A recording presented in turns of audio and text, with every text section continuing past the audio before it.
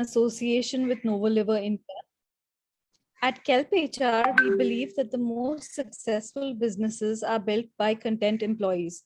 To achieve this, we also provide a comprehensive and adaptable EAP that includes methods for instilling resilience in your organization's culture. Today's session is a part of these initiatives that we take towards improving the mental, physical, and emotional well-being of employees.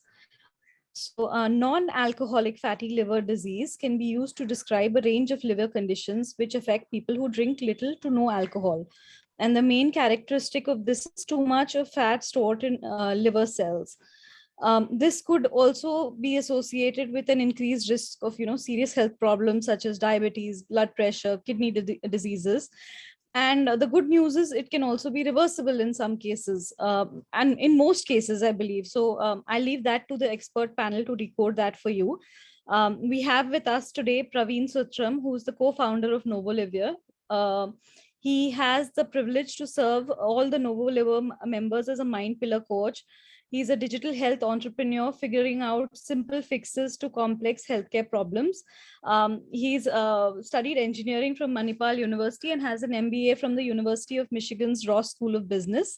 And he's also completed Reiki training, Art of Living, basic and advanced courses, advanced yoga teachers training from the Yoga Institute, as well as the Tony Robbins programs.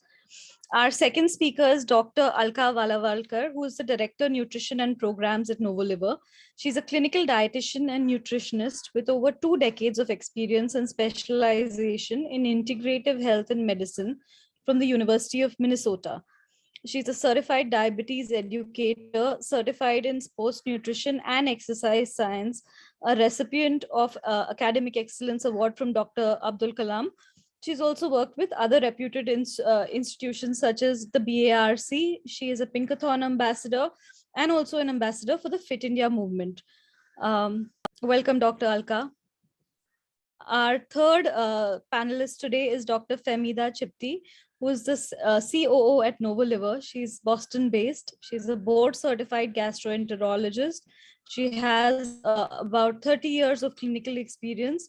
And she believes that helping people improve their health in the long term requires a balanced and a holistic approach.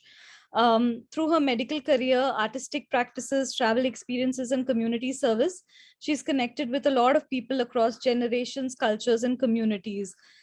She's also a photographer. And she's founded Zamana Art in 2014 as a creative platform for engagement and connection. So without any further ado, let me hand over the session to our expert speakers. We're really happy to have you on board the session. Thank you, Ankita and KelpHR team for having us. Thank you for the warm introduction as well to our team members. Let me begin by sharing my screen. I hope all of you can see it. So we are going to talk about the 4-pillar method that has given us tremendous results, that has given Novoliver members outstanding results. And we're going to share whatever we have learned over this period. You've already introduced us, so I'll skip that. What I want to lay out here is that even though we are talking about a medical topic, we are a wellness company and not a medical provider. So it is very important for you to see your doctor for any specific medical advice that any of you may need. I want to begin by talking about health. Oftentimes, when we talk about health, we think it pertains to the body, and we think that's where it ends. But that is just the starting point, because health affects everything, every dimension of your life. Like, so on a Monday morning or a Thursday morning today, you have to consider, how did you feel today when you woke up? Did you have the energy to be who you truly are? If not, then what is your body telling you? It affects your sleep. So I want all of you to ask a question. How was your sleep last night? Did you feel rested? Did you feel that the body got enough time and rest to heal itself? How was your sleep last night? Consider the aspect of productivity. Health affects your productivity. How productive have you been this past week, this month, this whole year? So it comes directly in the way of productivity. Your health can come either boost your productivity or come in its way. It affects money. It affects the aspect of finances in multiple ways. One aspect is, of course, when you get hospitalized, the hospital bills tend to add up. Each internal organ that we take for granted costs several lakhs. For example, the liver itself, in order to replace the liver, it costs anywhere from 22 to 30 lakhs, and forget about the side effects. So it costs money from that aspect. But when you're not fully yourself, when you've not really explored yourself, then how even your financial life gets affected, because you are not really performing at your peak capacity. Most important of all, it affects the most intangible, which are your relationships. So it affects your intimate relationships. It affects your relationships with your family members. It affects with your siblings, with your colleagues at work, how you engage with the rest of the team. So pretty much health affects every dimension of life, and therefore it is very important to nurture it, take care of it every single day. So let's move forward. And Ankita has already introduced Dr. Femida Chipti. She's our Chief Operating Officer. She also runs the sleep pillar in the program. What Dr. Chipti is going to talk to you about is the science of fatty liver and metabolic syndrome. So let me hand it over to her, and I'll see you back once again in the mind pillar section. Thank you, Praveen, and Ankita, thank you for that introduction. I want to thank all of you for coming here today. It's really an important step in understanding your health. So as Praveen just introduced, my name is Femida Chipti, and I'm a gastroenterologist based in Boston, and I'm very happy to be speaking with you all here today. So we at Novoliver believe that good health and health transformation and disease reversal are possible, and they are possible when there's a balanced approach to health, a 4-pillar approach that we're going to discuss with you today. This approach involves taking into account the mind, fuel, body, and sleep in your health journey. And the name of our company is called Novoliver. As you may know, Novo means new. So our company's name literally means new liver. And we began this in an effort to improve a condition called non-alcoholic fatty liver disease, or in short, it's called NAFLD. When most people hear that someone has liver disease, the first thought is to wonder if they drink alcohol, because people know that alcohol affects the liver. So let's dissect this term, non-alcoholic fatty liver disease.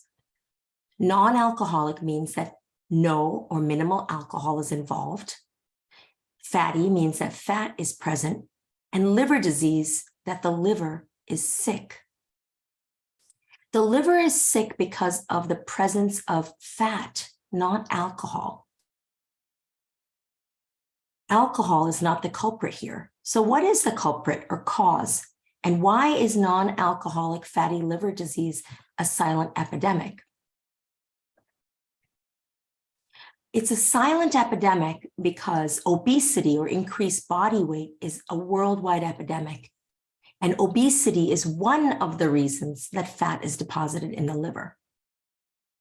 Let me start by reviewing the magnitude of this problem called fatty liver disease. The magnitude is huge. In India, it's believed that up to 32% of the population has fatty liver disease, and 53% in the urban population suffer from this. Up to 72% of patients with diabetes have fatty liver. And in patients who are obese or overweight, and especially those who also have diabetes, the incidence can be up to 90%. So what is the definition of obesity? The definition of obesity is based on something called BMI, or body mass index, which uses weight and height as a parameter. Now, in the United States, we tell patients that they are overweight if their BMI is over 25, and we tell them that they are obese if their BMI is over 30. For people of Indian origin, due to our genetic tendency for central obesity, the tendency to have a big belly, and the relation of that to diabetes and heart disease, the definition of overweight in Indians is BMI over 23, and the definition of obesity is BMI over 25. So let me go over some terminology. But first, let me explain how obesity affects the liver. So obese people have a higher fat deposition in the liver, and that affects how the liver functions. Many of you already know that the liver is an essential organ. It makes proteins that help us clot our blood, maintains our metabolism, and it helps us store glycogen, vitamins, and minerals. It also detoxifies drugs. So when a person is obese, fat can be deposited in the liver, and these functions are disrupted. This is called fatty liver disease. Now to this terminology that you see on the screen. Non-alcoholic fatty liver disease is a condition when more than 5% of the liver cells have fat deposited in them. We say someone has NASH, or non-alcoholic steatohepatitis, when there's an advanced deposition of fat and it's associated with inflammation. Steato means fat, and hepatitis means that the liver is inflamed. This can lead to cirrhosis, which means scar.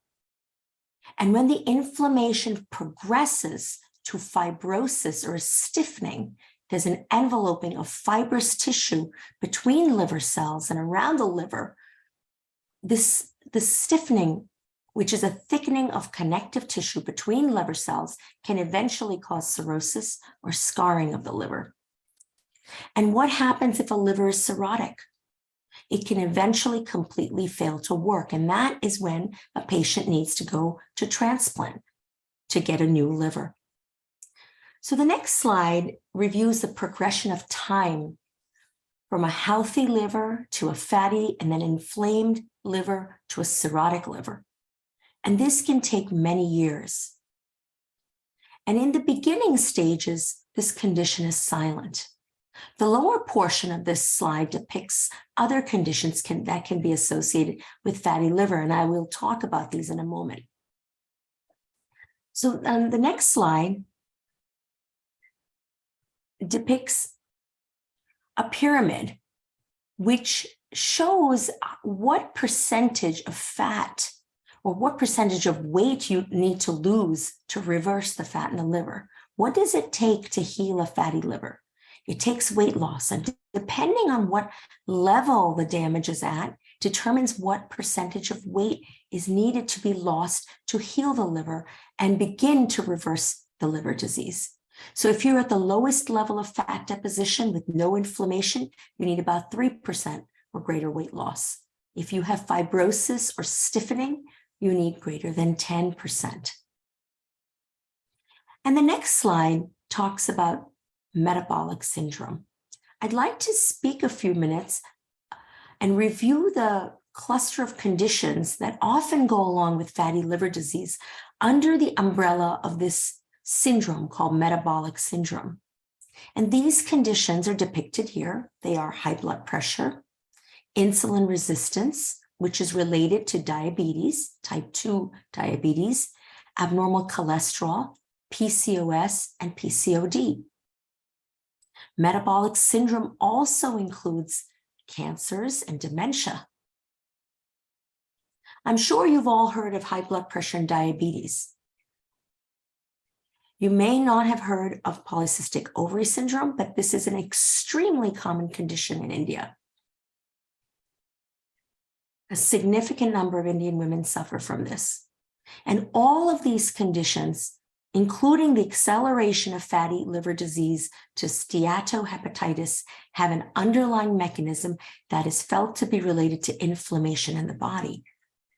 So NAFLD is associated with insulin resistance and the presence of a diagnosis of NAFLD should be considered and prompt physicians to search for NAFLD in patients who have diabetes.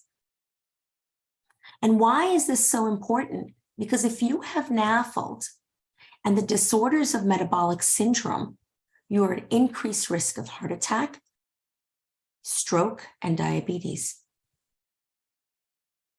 And if you have NAFLD and that advances to inflammation, scarring, and liver failure, that's when you need a liver transplant.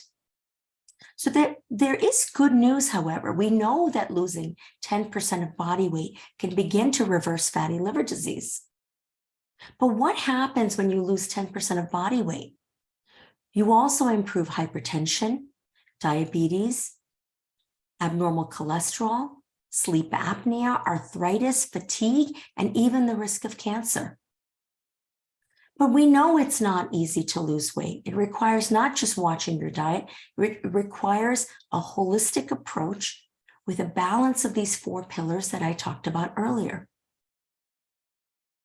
Next slide, please. These are the mind, fuel, body, and sleep. And with that, I'd like to shift gears and talk a bit about this concept of inflammation and what is the root cause. And I'd like to talk about a subject that's very close to most of us at this point in time. The fact that stress is a reality.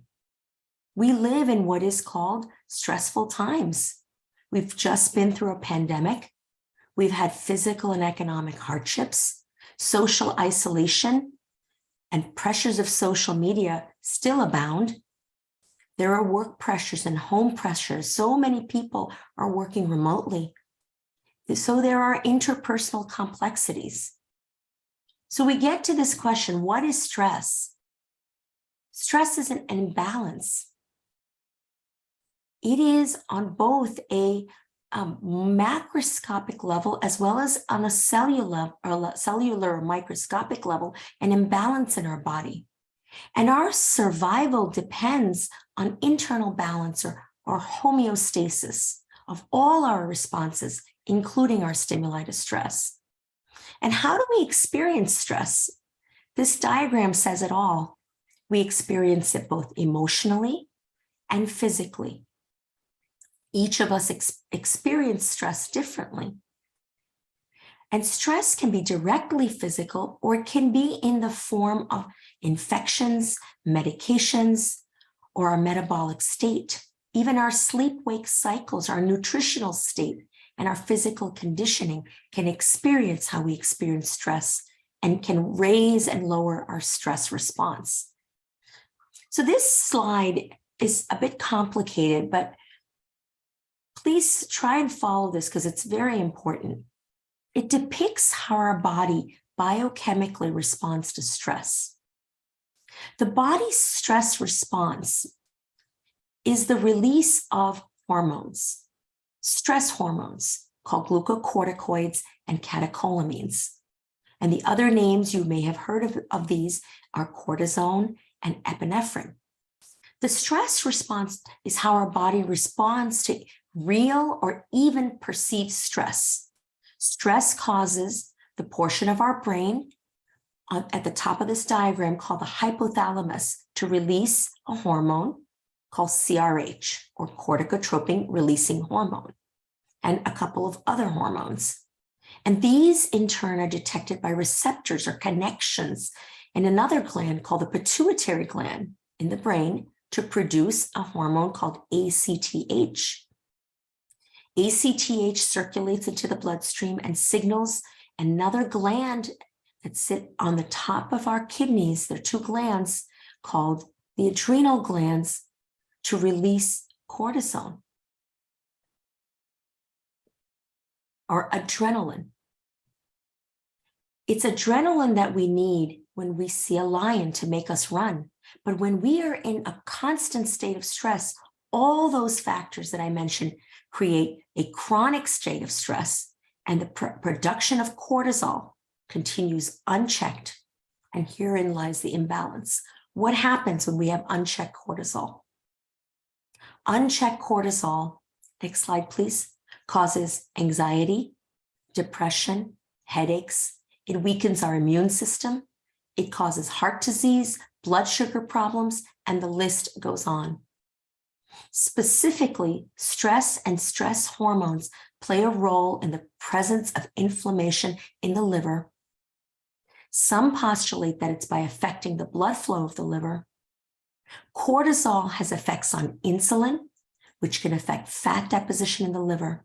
And inflammation is the key to disease here, the disease of fatty liver and the diseases associated with metabolic syndrome. And then let's give bad habits their due justice. The bad habits that a stressful life may lead to: poor eating and lack of exercise, poor sleep. All of these lead to fatty liver and its progression and the other diseases mentioned. So, is there a role of stress in disease? Experientially, yes, we know people who are always stressed, and at minimum, they exhibit anxiety and depression. But we all know people who've been told that stress caused their elevated blood pressure, contributed to their heart disease. So yes, experientially, we know that stress has a role in disease, and scientifically, we know that stress has a role in disease because studies have shown that stress can change the immune system and affect many organ systems. And that is even controlling for bad lifestyle behaviors such as unhealthy eating, drinking, and smoking. So with that, I'd like to stop and introduce Novoliver's the rest of Novoliver's panel and speakers. Praveen Asutram will be speaking next, and Ankita, you've done a wonderful job at introducing him. So Praveen, I'll let you take it away. Thank you, Femida. So what you've learned so far is the science of metabolic syndrome and fatty liver. You know why it is occurring from a science standpoint. And what you also know is the role that stress is playing in the creation of disease. Now, one of the things I work with a lot of our people in the program, one of the biggest notions that people have that they've suddenly got a chronic condition. They've suddenly got fatty liver disease because that is when they have been detected. But the reality is it takes a long time to go from good to bad. For the liver, which you see on the left side, which is healthy and nice, for it to change, transform, and because of inflammation, like Dr. Femida talked about, and get fat and have a condition called fatty liver, it doesn't really happen overnight. I'm here to show you 3 pathways on why that might happen. And it is related to emotions. It is related to our mental patterns and ultimately the actions that we take and do not take. Let's start with the pathway of anger. Usually it starts with a little annoyance. We say that we hate this, we hate that, and we're annoyed about this person, that person, about our bosses or supervisors, about people at home, or even strangers who maybe somebody's cut us while we were driving to work. So it makes us annoyed and angry. Now, there is a discomfort that we feel, but we don't know or have not learned the tools to handle that discomfort. So we want to cool off. So sometimes that cool off is in the form of a cookie. Sometimes it's the coffee, sometimes it's tea, but sometimes it's smoking, or sometimes it's alcohol. And that's my little puppy out there that is trying to get a cool off. It does offer a temporary cool off, but we've really not addressed the underlying patterns. So what happens over time is the anger multiplies, the sensitivity towards anger changes. So we end up hating this, hating that, getting angry about this, angry about that. Very soon, people begin to describe themselves as, oh, but I'm an angry person. And one stimulus or a stimulant is not enough. You need multiple, and once a week may not be enough. So maybe you need more than once a week. And that's when you are slowly increasing the volume of the problem, because the inflammation in the body is increasing. So now, over a period of time, this part of our personality magnifies and takes on a completely new dimension. And by this time, we have become a slave of certain habits. For some, it may be smoking. For some, it may be alcohol. But food, and non-alcoholic fatty liver, has got nothing to do with alcohol. Even food, the wrong kind of food, causes inflammation. Now, while we are doing this on the outside, what we fail to notice is the liver. If you look at the bottom left-hand corner of this image, the liver is going on inflaming. And you saw the diagram or the illustration where the liver is connected to other principal organs of the body. As the largest internal organ of the body, if the liver begins to deteriorate, it won't let the other organs stay steady and calm.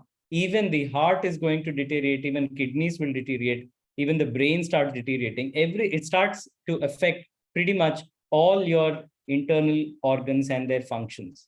Here's another pathway. Some of you may be saying, hey, but I'm not really that angry person, but there are people who are constantly feeling low. But when you go back and see, it started with the feeling of feeling a little bit low.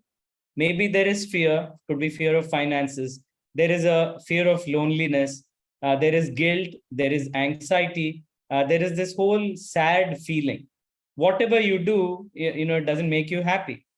But then in order to make that feeling of low go away, you will have a pizza, have an ice cream, maybe have a beer. And if it's the weekend or not, binge watch on Netflix and open the app and order, whatever makes you happy. That's what one of the apps says, order what makes you happy.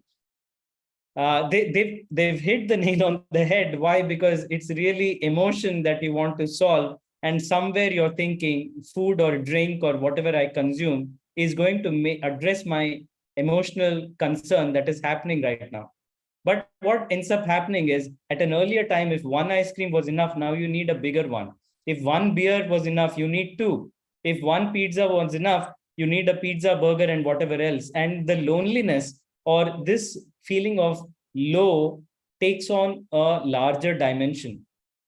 Once I asked somebody whom I was meeting, I said, describe yourself. So how would you introduce yourself, or what would you tell about your life? So she said, oh, I am an anxious person.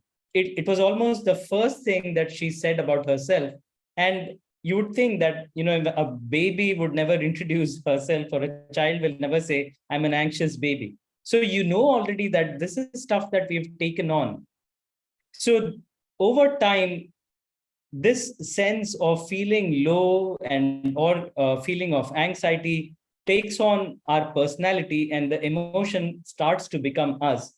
The problem is we tend to take on these habits. For example, you'd open the fridge door at 2 a.m. in the morning and take that big piece of chocolate cake, put it in your mouth. You have no idea why you're doing it, but you do it anyways. And nobody in your family may know about this. It is a secret that you have with your own self. And you may have many such habits over time. Now, the problem is it causes inflammation because the stove is turned on and the liver is simmering. It is burning, it is inflaming, and we have forgotten to turn it off. And therein lies the underlying theme or reason for disease creation. When I first shared these slides with a colleague of mine, he said, Praveen, anger is not the problem. Feeling low is also not the problem. Pretty much it's boredom. It's just, I don't need anybody to create problems for me. I create my problems on my own. So just, you're just mentally bored and you don't know what to do with yourself. So you invite the devil and ask the devil to come sit next to you. The devil is going to tell you all the things and make you do all the things that you really don't want to do. Problem is, this starts to multiply over time. The fear, the hate, the guilt, the anger, the anxiety, the sleepless nights, the shame, the boredom, the feeling low. So it all begins to multiply. And when it starts multiplying, given the right age, the right circumstances, it begins to show up as conditions like fatty liver, it will show as diabetes, it will show as hypertension, it will show as high cholesterol, it will show for women in the form of PCOD, PCOS. Left unaddressed, it gets into more advanced conditions like the liver. When you have fatty liver, grade 1, grade 2, you're not doing anything about it. Naturally, it advances to to a further condition. And at that point, it can get NASH, which can become cirrhotic and so on. When you go to a doctor at that level, the doctor is doing different types of tests and telling you that this is where you are and you got to correct your lifestyle. And then you start looking on the internet for solutions and you realize that there's really no particular drugs for fatty liver. So which seems to be at the root cause of a whole lot of chronic conditions. So when that happens, so then you figure, okay, what do I do? The answer to that is rewind the clock and go back to where it all began, because that is where you'll find several of your answers.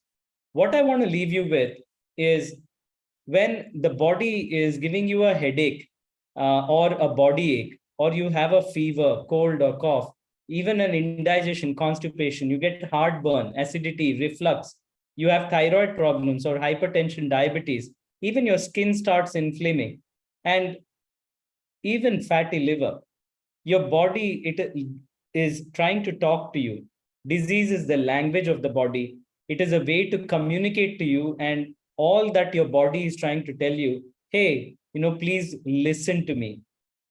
So please listen to your body, do what the doctor is telling you, take all the actions that you need to take, but also try to ask your question, what is it exactly that my body wants me to know? What is it that it is conveying? So with that, I want to remind you again of what the 4 pillars are.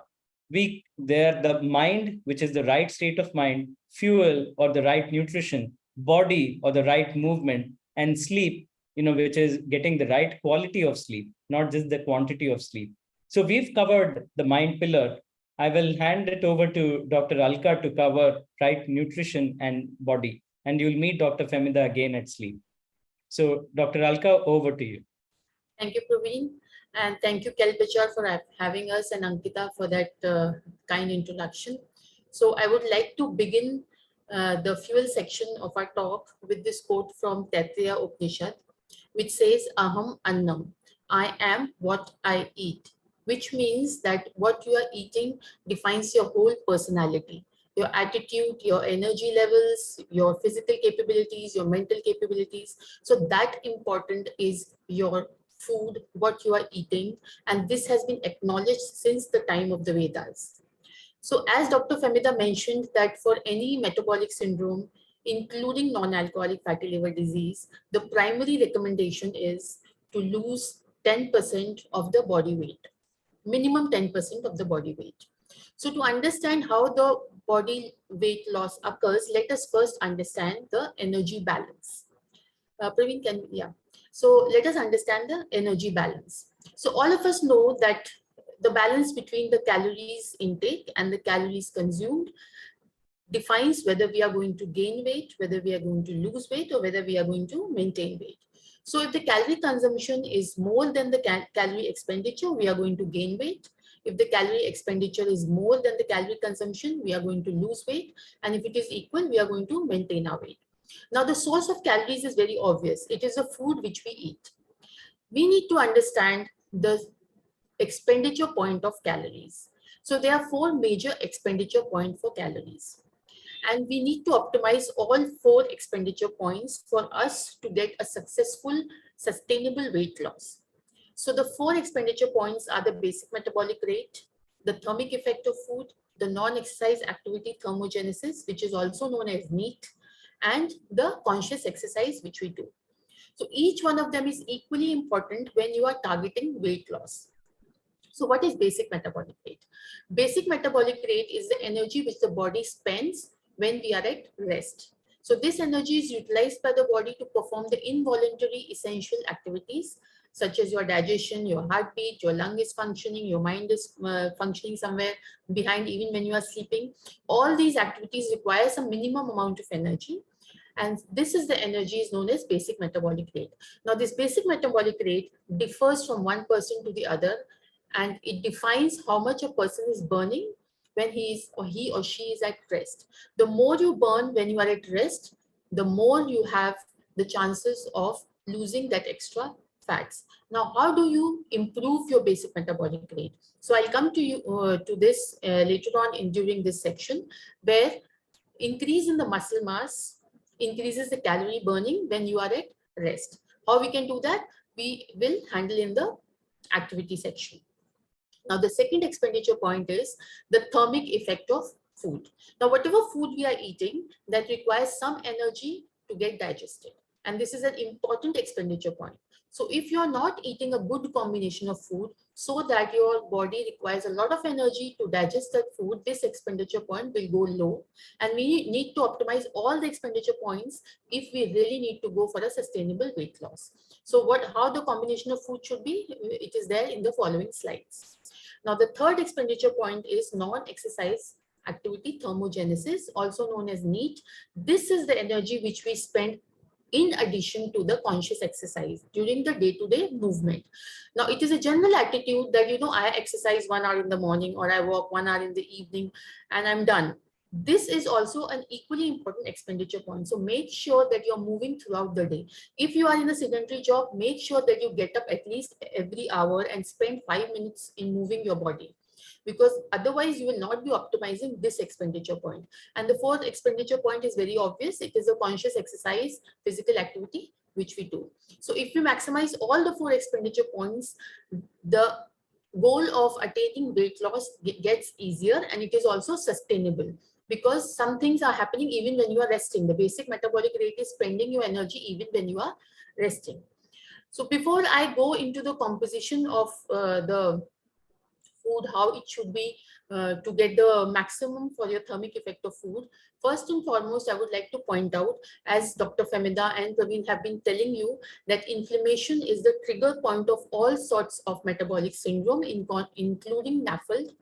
And to keep the inflammation to the basal level, to the level where it doesn't harm the body, we need to assure that we are having at least 80% of plant-based food, because animal-based foods bring in inflammation along with themselves.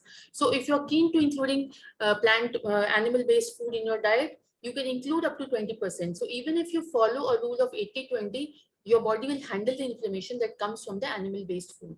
But the best would be to go 100% plant-based.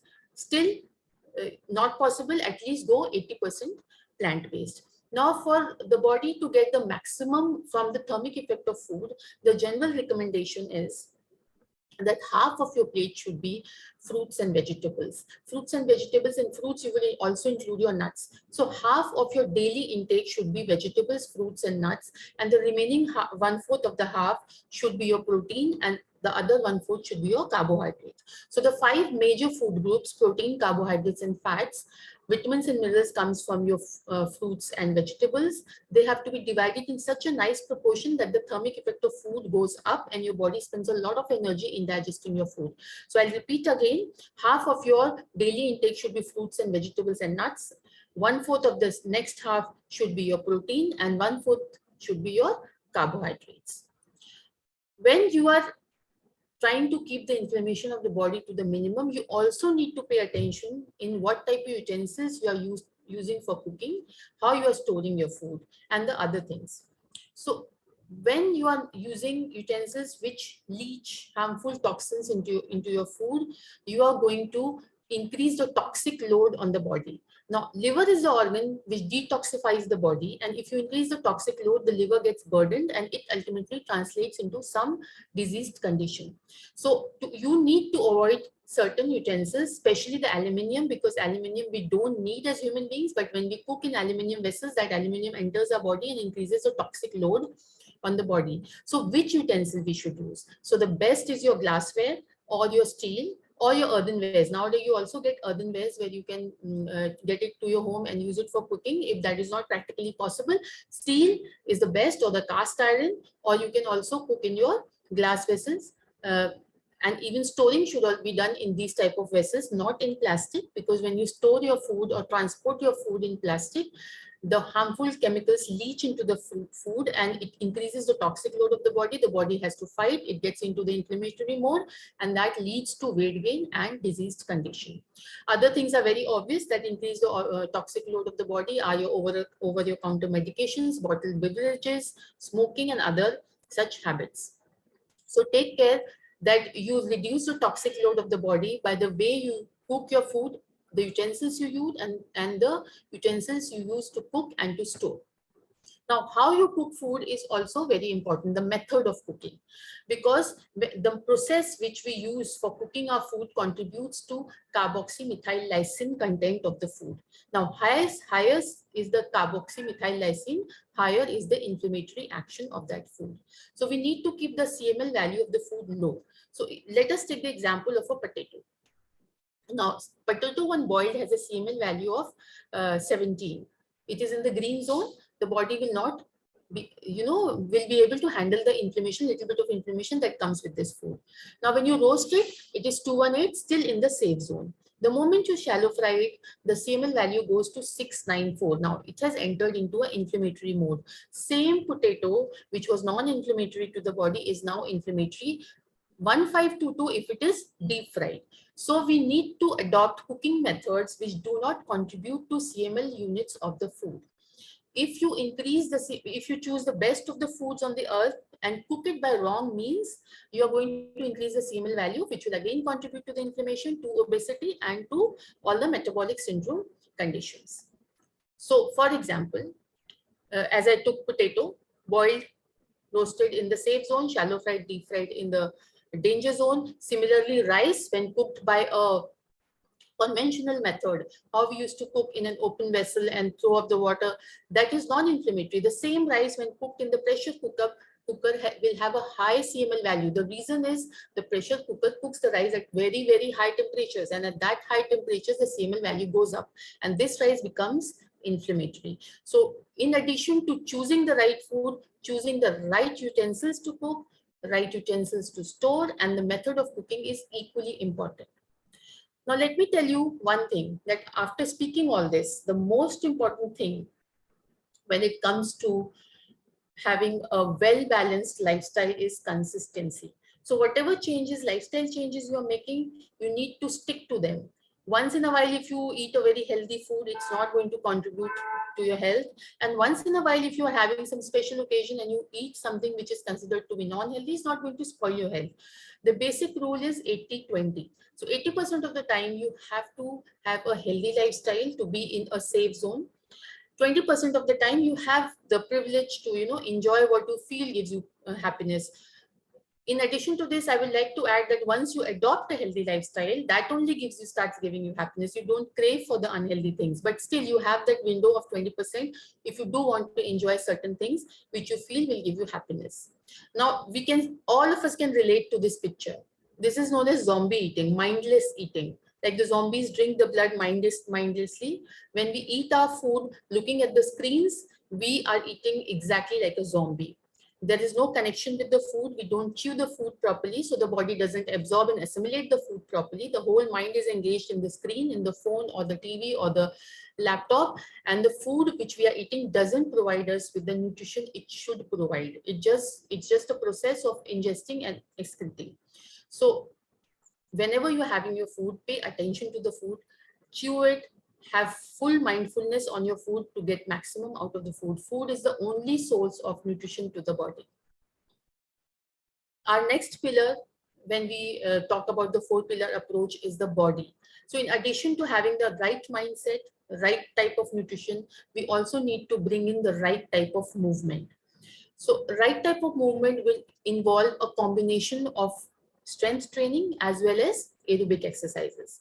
The aerobic exercises will condition the heart and the lungs, will improve the circulatory system, will make sure that the whole body gets the nutrients which we are absorbing from the food, and the strength training will make sure that the muscular mass is being developed properly, because the muscle is the support system of the body. The whole skeleton gets support from the muscular mass. And if we don't have a proper muscle mass to give support to the skeleton system, slowly, the whole burden goes on the bones start becoming weak, and then the body starts becoming weak. So we need to bring in both type of exercises, aerobic as well as strength training. Now, why is it important to bring in both types of exercises? Any type of exercise is because it increases your stamina, it builds your muscle mass, it builds your strength and burns your calories. And as I said, it reduces sarcopenia, means builds your muscle mass. Now, what is sarcopenia? Each one of us, after the age of 30, start losing 10% of our body body muscle mass, which is known as sarcopenia. If we don't take our body into a zone where it is subjected to some type of exercise, we are not able to reduce this muscle loss. So to maintain the muscle mass, to reduce the reduce sarcopenia, we need to bring in that exercise. And the two types of exercises, which I already explained to you, is the aerobic exercise and the strength training. So at Novoliver, we also include yoga when it comes to the physical activity, because yoga has its own benefits. It stimulates the internal organs, it massages the internal organs, and it brings balance to the body. So a good combination of aerobic, strength training, and yoga will bring in the right type of movement and make sure that the body is in balance and stays away from disease. So the 4-pillar approach includes good quality and quantity of sleep. For that, I would like to invite Dr. Famida to speak about this 4th pillar of Novoliver. Thank you, Dr. Alka.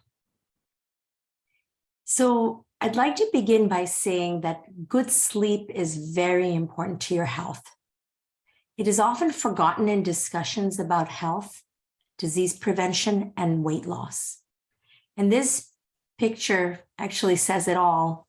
You've all heard the expression that she's sleeping like a baby. What does that mean? It means that someone is sleeping very peacefully. It's a time of rest, and it's a time of healing.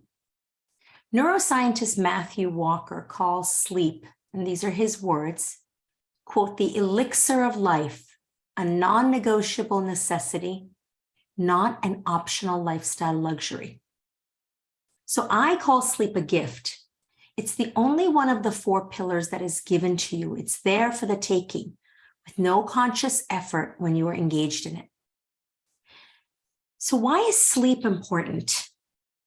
Because sleep is a critical life function. Sleep is important because it slows down aging and dementia. It's needed for memory formation. It allows the body to heal and repair itself. It prevents cancer, heart disease, and prevents inflammation. And we've all been talking about inflammation as the root cause of so many diseases. So sleep is very, very important to our health. And if you recall my discussion about stress and the stress response, cortisol, which chronically is secreted, causes inflammation. You can see here on this diagram of the circadian rhythm that the body has a carefully regulated hormonal rhythm called the circadian rhythm. And around 9 p.m. at night, there is secretion of a hormone called melatonin. Melatonin signals the body that it's time to sleep. But what are most of us doing at 9 o'clock at night? We're watching TV, we're looking at our phones, maybe we're eating dinner. We're not listening to our body's natural biorhythm, and that promotes disease. Adults, in fact, need about 7 to 8 hours of sleep per night, and teenagers need even more. And if you look at this diagram, you'll see that in the daytime, the body's temperature is, or in the early evening, is highest around 7 p.m. And Dr. Alka will tell you that eating dinner at that time actually is important in terms of digestion, and also because you want to wind down your meal about 2-3 hours before you sleep, ideally three hours or more. But it's important to know that when you don't get enough sleep, daytime cortisol levels rise. And again, this is a trigger for inflammation and chronic disease. We can actually learn the tools for better sleep, because good sleep means good health. It's important to pay attention to these. Eat early dinner. Eat an early dinner. I tell people to eat dinner by 6:30 or 7 p.m. at the latest. Dim lights in the evening. Put away your phones. Exercise in the daytime. Avoid daytime naps. Make a comfortable bedroom environment. Make a bedtime ritual that makes you relaxed in the evening and look forward to your night of rest, and avoid caffeine and alcohol. Caffeine should be avoided after 2 p.m. in the afternoon. So these are just some basic tips for learning the tools for better sleep. And with that, I'd like to conclude today's session and take a moment to describe our program to reverse fatty liver disease and health transformation. It's important to be grounded in science and focus on balancing these 4 pillars of health: mind, fuel, body, and sleep. It needs to be done in an integrated way and in an experiential way, and with people who actually are able to support and teach you. It's important to remember that community matters and that healing happens more effectively and more longitudinally when there is a community that cares and connects with you. And lastly, we should use all the tools available to us to help us be motivated and help us follow our progress. So technology has a role, and it is important to use all these approaches to have an effective result. So our goal is to help you achieve a complete state of physical and mental well-being. And we want to educate our communities because health impacts everything. And Praveen's put up this slide that we can just talk about just for a moment. When we talk about disease reversal and reversing fatty liver disease, these are results of a study called a fibroscan, which measures the stiffness of the liver in an actual patient that's gone through our program. This patient had advanced liver disease, stiffness, consistent with scarring and cirrhosis, okay? And we can see that with weight loss, there was a significant reversal and significant improvement in this patient's liver condition. So with that, I'll turn it over to Praveen for closing remarks. Thank you.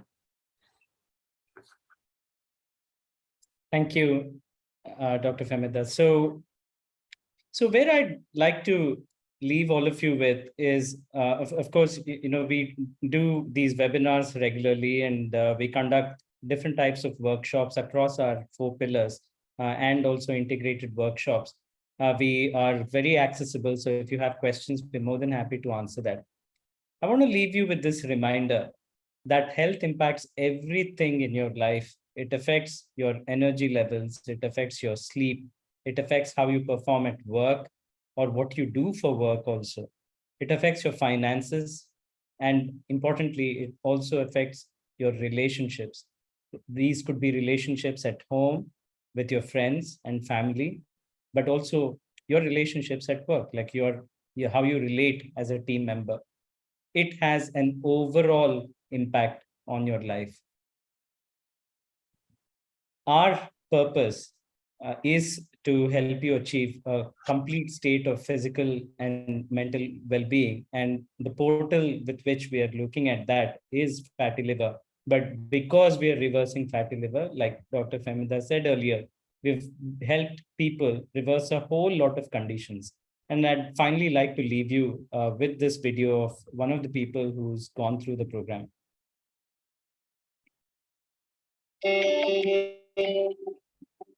Because of this weight, every time in every phase, in childhood, then I can say in as a college person, as a school person, every time I face health problem. If at 60 age, what problem I will face that I am facing now. Every time when I visit doctor for any reason, for any fever, headache, या back pain hai, they give me only this advice कि नहीं आपको weight तो कम करना ही पड़ेगा.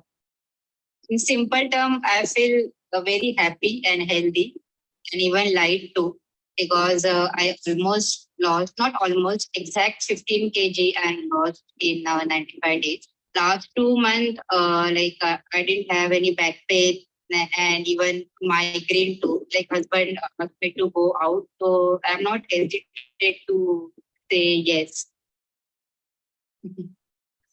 Feel good and physically feel light. So many changes I would say, because inches lost from body parts, even feel light. Internally also I feel good. So I think if everything is in proper balance, then it's reflect in our like personal and professional work.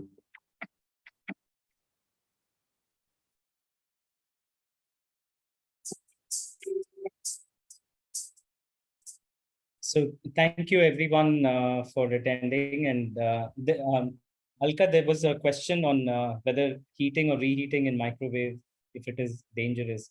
You can answer that and then we can hand it back to Ankita. Unmute yourself. So heating and unheating in microwaves is definitely dangerous. It increases the CML value. The more you cook your food, the more the CML value goes up, and it leads to inflammation in the body and will, express somewhere. It will not go anywhere. It will express in one way or the other. So avoid heating and reheating of food, especially in the microwave.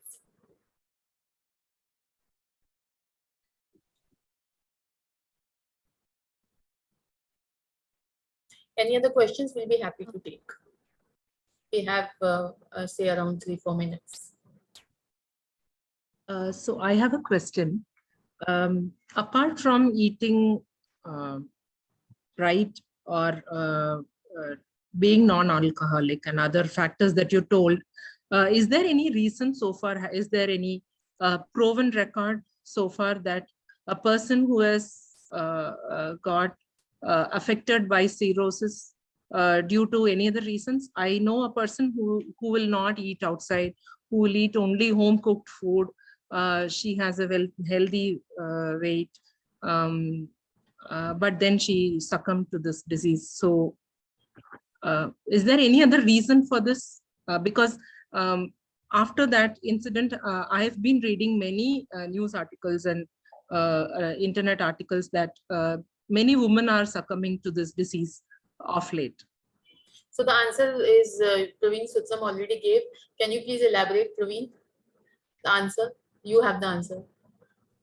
No, it's inflammation. What is basically happening is in the Asian population and in the Indian subcontinent, the prevalence of lean fatty liver is also very common, also because of our genetic conditions. But what everything is leading up to is the reasons that are causing the inflammation. So there are a whole lot of factors that are inflaming internal organs. A good aspect of it could be emotional well-being. And we underestimate the role of emotional well-being in disease creation and disease reversal. Dr. Femida, would you like to comment? Yes, I want to add that I think that what the person who's asking the question is also referring to, are there other causes of liver disease? So what we're talking about is that fatty liver has become one of the most common causes of liver disease worldwide. I mean, in the billions now, okay, of billions of people suffering from this. If you say 1/4 of our population has fatty liver, it's huge, but there are other causes of liver disease that also lead to inflammation and cirrhosis. So for example, somebody could have chronic hepatitis B, which is viral hepatitis. That can lead to inflammation and lead to cirrhosis. Someone could have autoimmune hepatitis where the liver is reacting against itself. So those are just two examples of other causes of liver disease. Alcohol can cause inflammation. The end disease is cirrhosis. Okay, the end disease is cirrhosis when that inflammation advances.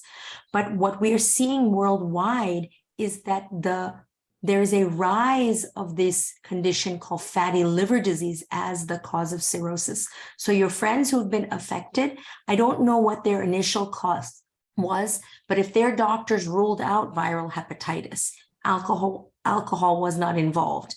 They didn't have an autoimmune condition or some other condition that caused their liver disease, then it's a high likelihood that it may have been fatty liver that led to their cirrhosis. So the cirrhosis is the end cause. Sometimes you can't tell. So when you don't know why somebody has cirrhosis, we call it something, the word is cryptogenic cirrhosis, like meaning I don't know why this person has the cirrhosis. And if no other cause is identified, then the assumption is it was fatty liver that led to it. Hope that answers your So question. if I can add, Gumti, Dr. Famida mentioned infection, autoimmunity, Praveen mentioned stress, but there are other factors. Even if you're eating homemade food and you're not cooking in the right vessel, you're not storing in the right way, that again leads to inflammation. So inflammation can be triggered by many other factors in addition to food, mental health, infection, or autoimmunity. So we really need to find out what was the trigger for her. There must be some trigger, because without fire, there is no smoke.